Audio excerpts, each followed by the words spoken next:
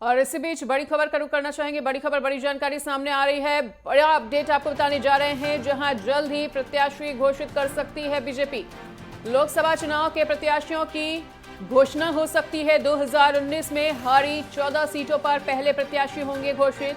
सूत्रों के हवाले से ये जानकारी मिल रही है। वहीं यह भी कहा जा रहा है कि ज्यादा समय तक क्षेत्र में भ्रमण कर सकेंगे बीजेपी प्रत्याशी। 14 हारी हुई लोकसभा सीटों पर बीजेपी लगातार मंथन करती हुई 14 में से 2 सीटें आरएलडी सुभाषपा को मिल सकती हैं, सूत्रों का यह भी कहना। वहीं हारी सीटों पर पहले लोकसभा विस्तारक किए गए थे नियुक्त। तो जैसा कि बीजेपी अपने अकेले दम पर 370 सीटों को पार करने की लगातार बात कर रही है, ऐसे में यूपी में भी उनका ये फोकस है कि जिन सीटों पर वो पहले हारे थे उन सीटों पर उनका विशेष फोकस रहने वाला है। और 14 में से 2 सीटें आरएलडी और सुभाषपा को भी मिल सकती हैं। तो हारी सीटों पर पहले लोकसभा विस्तारक नियुक्त किए गए थे ताकि उन्हें भी जीता जा सके और जल्द ही प्रत्याशी घोषित कर सकती है बीजेपी। लोकसभा चुनाव के प्रत्याशियों की घोषणा भी हो सकती है और हारी हुई सीटों पर बीजेपी का बड़ा फोकस।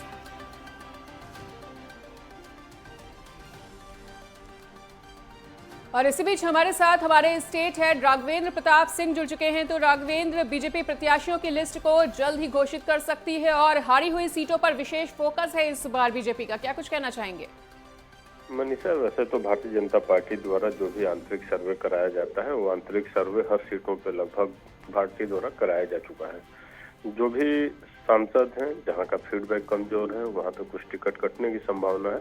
और इस बार ऐसी चर्चा है कि सभी टिकट जारी होने के पहले ही जो उत्तर प्रदेश में कुछ हारी हुई सीटें हैं उस पर भारतीय जनता पार्टी उम्मीदवार अपने पहले उतार सकती है, क्योंकि वो इस बार स्ट्रेटजी अपना रही है, बार बार अपने नारों में भी कर रही है कि इस बार हम 80 की 80 सीटों पे जीतेंगे। तो जो हारी हुई सीटों पे उस पर ज्यादा फोकस भारतीय जनता पार्टी का दिखाई दे रहा है। इसीलिए इस समय भी जिलों में तमाम मंत्रियों के भी कार्यक्रम लगे हुए हैं। संघ पदाधिकारी और अन्य जो कार्यकर्ता है उनके द्वारा भी दौरा बार बार उन सीटों पे किया जा रहा है जहाँ पे पूर्व समय में भारतीय जनता पार्टी ने लूज की हुई थी उसे। बिल्कुल।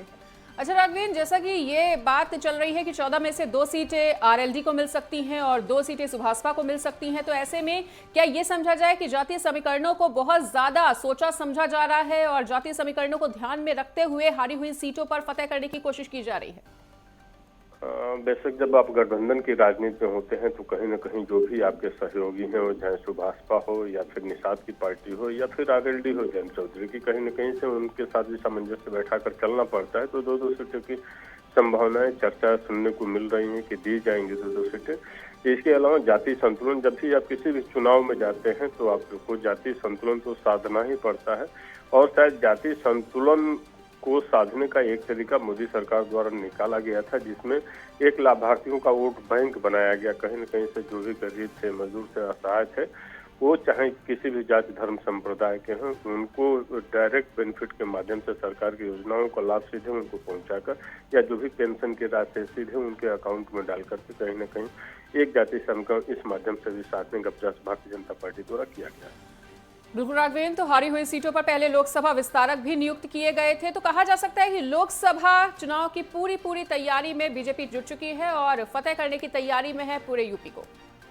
बेशक, चूंकि मोदी की गारंटी और मोदी की हैट्रिक, ये 2 चर्चाएं जो इस समय पूरे भारत में चल रही हैं और कहीं न कहीं से भारतीय जनता पार्टी भी चाहती है उत्तर प्रदेश हो या भारत का कोई भी राज्य हो तो उस तरह के समीकरण बैठे या सीटों में इजाफा हो कि इस बार की जो मोदी की हैट्रिक हो वो पिछली बार की जीत से भी बड़ी जीत हो। ठीक है राघवेंद्र, तो हमारे साथ जुड़ने के लिए और इस तमाम बातचीत के लिए आपका बहुत बहुत शुक्रिया।